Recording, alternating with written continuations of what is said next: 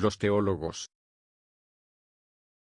Arrasado el jardín, profanados los cálices y las aras, entraron a caballo los unos en la biblioteca monástica, y rompieron los libros incomprensibles y los vituperaron y los quemaron, acaso temerosos de que las letras encubrieran blasfemias contra su Dios, que era una cimitarra de hierro.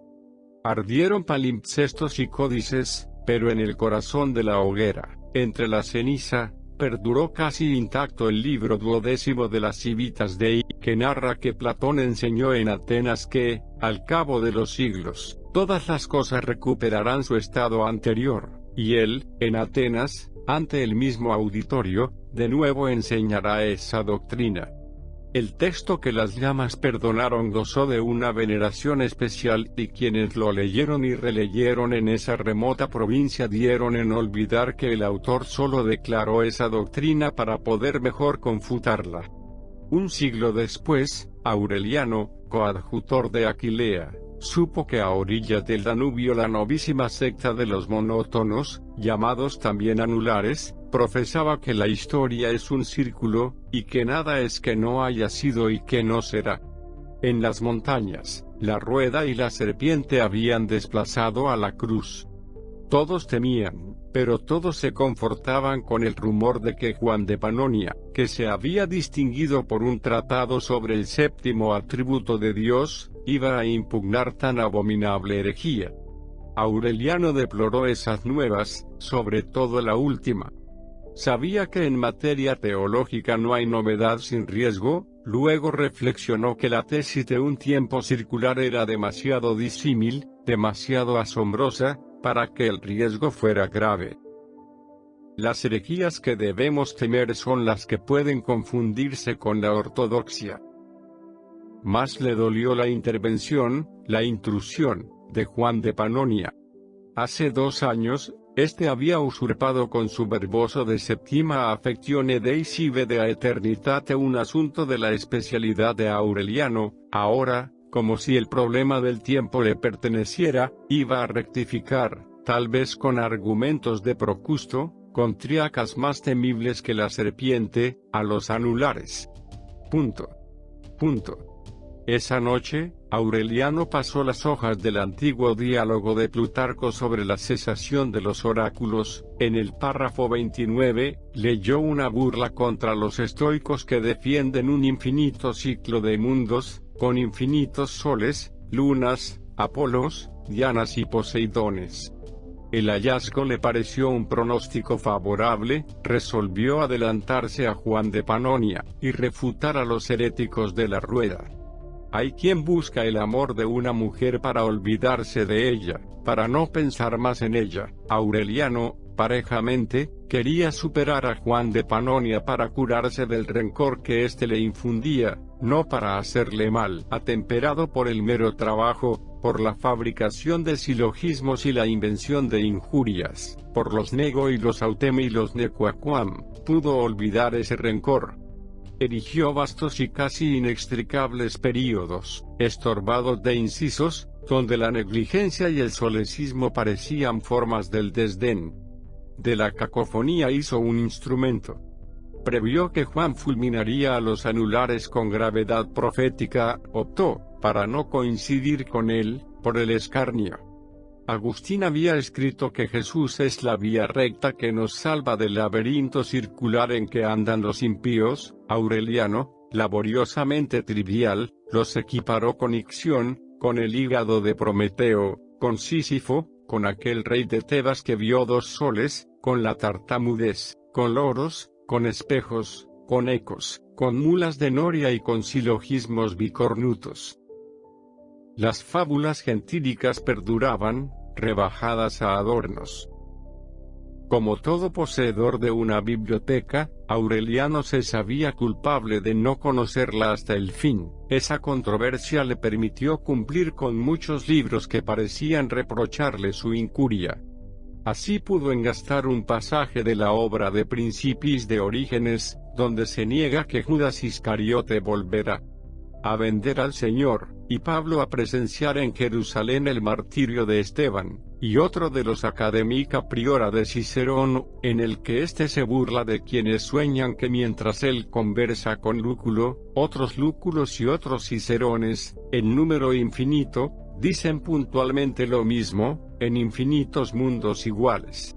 Además, esgrimió contra los monótonos el texto de Plutarco, y denunció lo escandaloso de que a un idólatra le valiera más el lumen naturae que a ellos la palabra de Dios.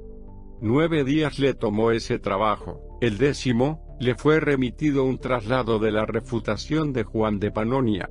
Era casi irrisoriamente breve, Aureliano la miró con desdén y luego con temor. La primera parte glosaba los versículos terminales del 9º capítulo de la Epístola a los Hebreos, donde se dice que Jesús no fue sacrificado muchas veces desde el principio del mundo, sino ahora una vez en la consumación de los siglos.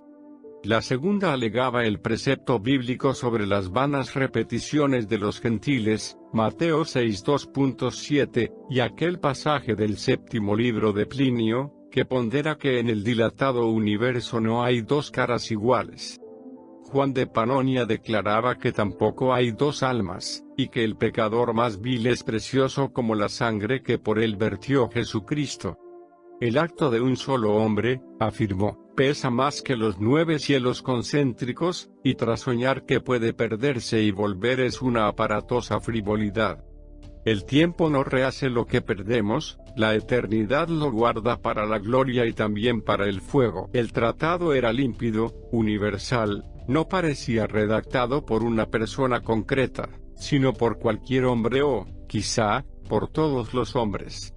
Aureliano sintió una humillación casi física.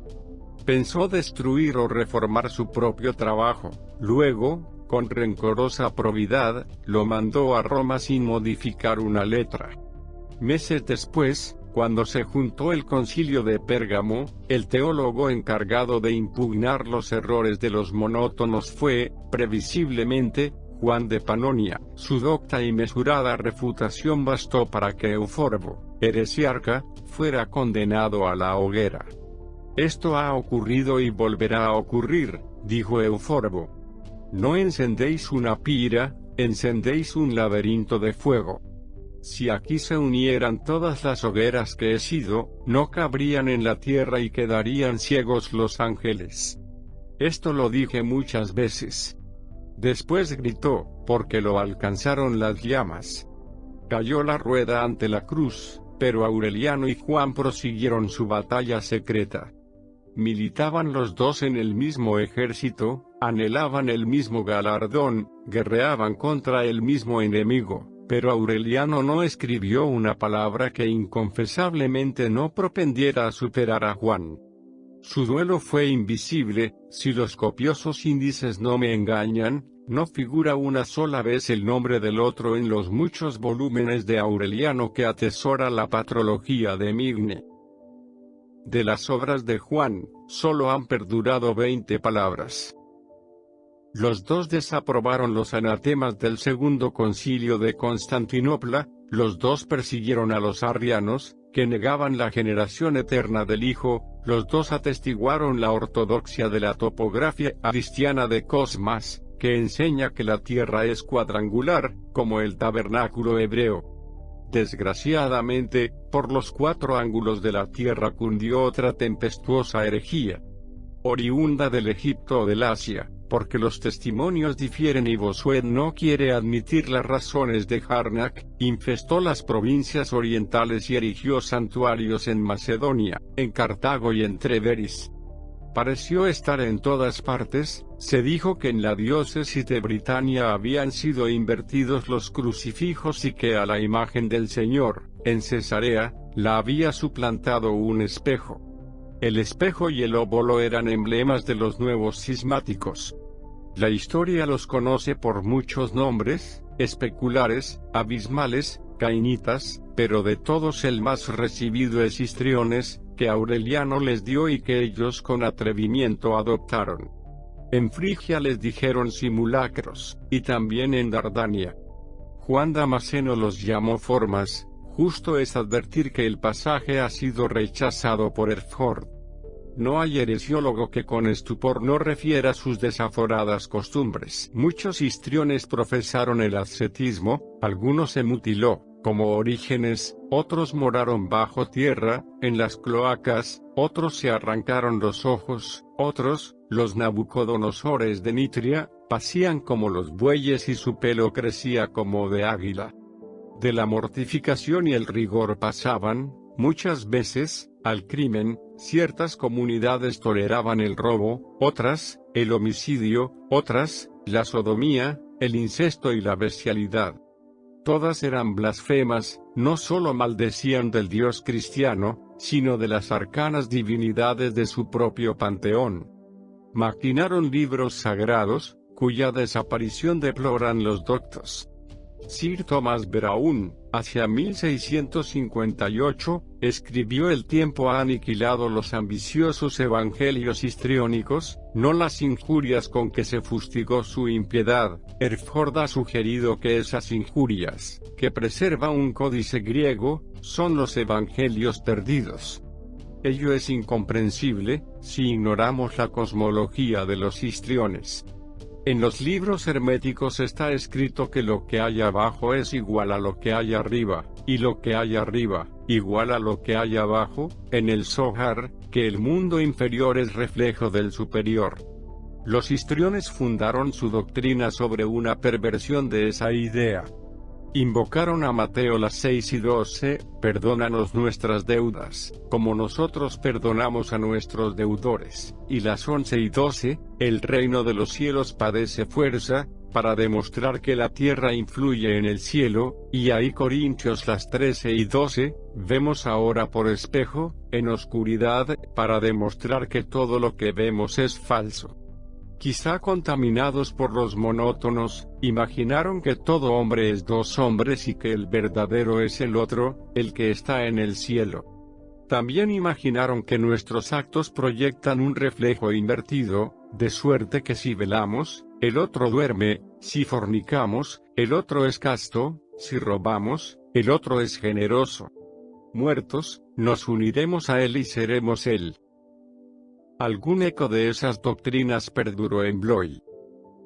Otros histriones discurrieron que el mundo concluiría cuando se agotara la cifra de sus posibilidades, ya que no puede haber repeticiones, el justo debe eliminar, cometer, los actos más infames, para que estos no manchen el porvenir, y para acelerar el advenimiento del reino de Jesús.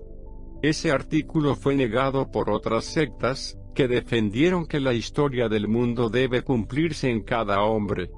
Los más, como Pitágoras, deberán transmigrar por muchos cuerpos antes de obtener su liberación. Algunos, los proteicos, en el término de una sola vida son leones, son dragones, son jabalíes, son agua y son un árbol.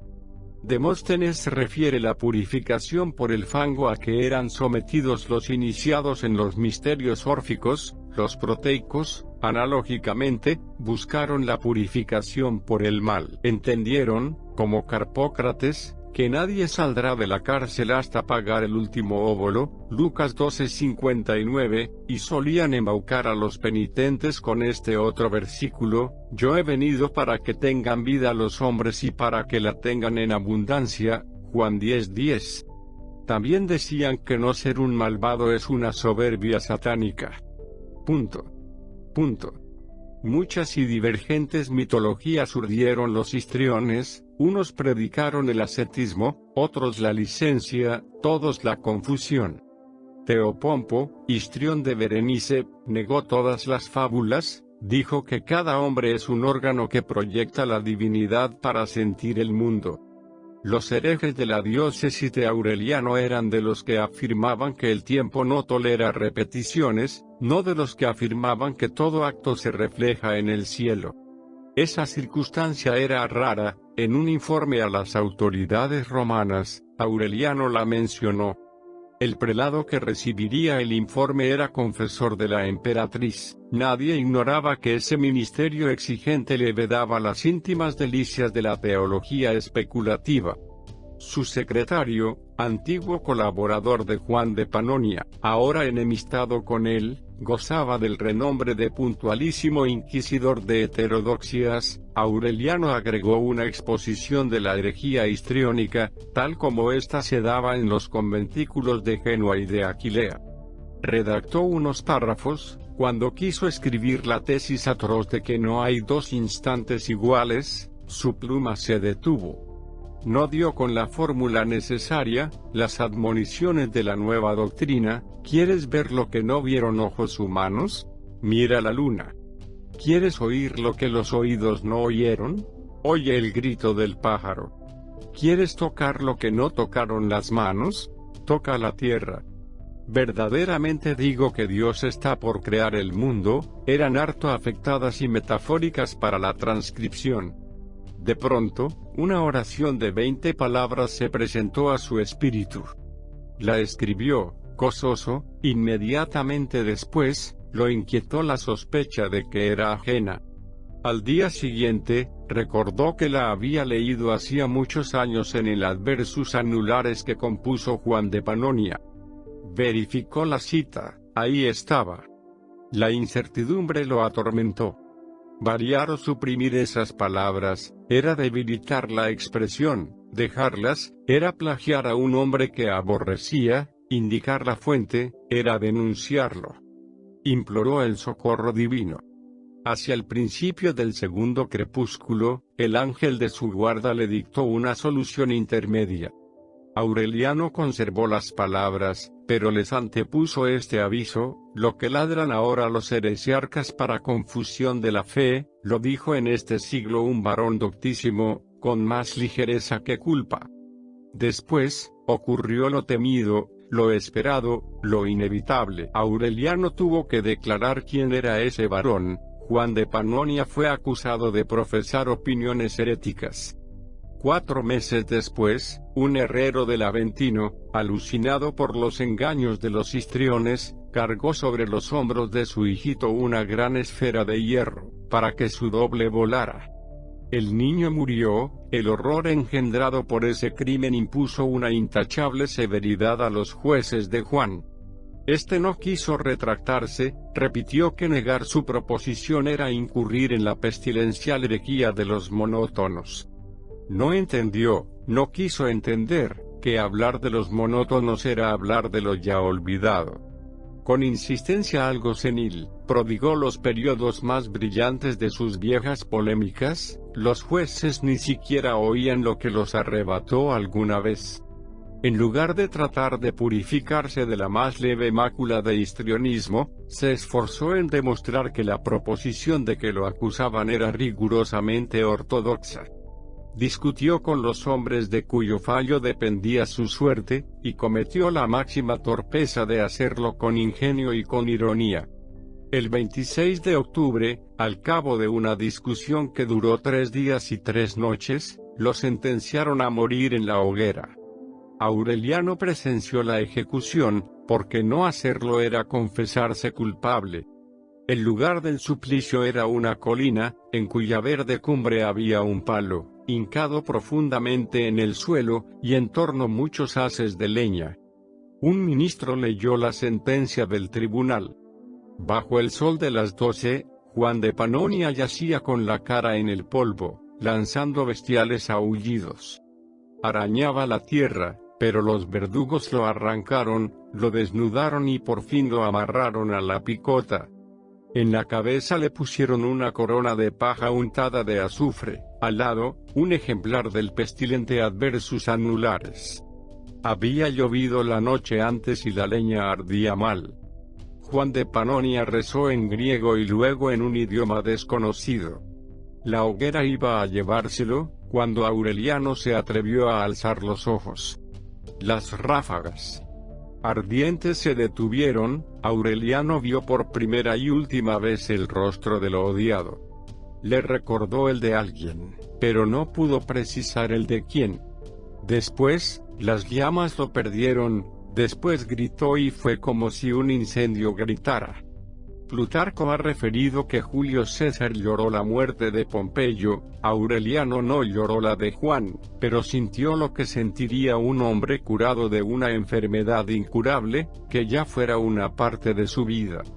en Aquilea, en Éfeso, en Macedonia, dejó que sobre él pasaran los años.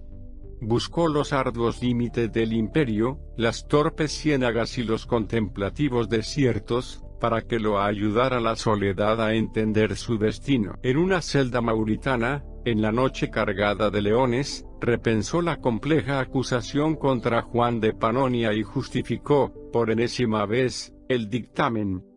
Más le costó justificar su tortuosa denuncia. En Rusadir predicó el anacrónico sermón Luz de las luces encendida en la carne de un réprobo. En Hibernia, en una de las chozas de un monasterio cercado por la selva, lo sorprendió una noche, hacia el alba, el rumor de la lluvia.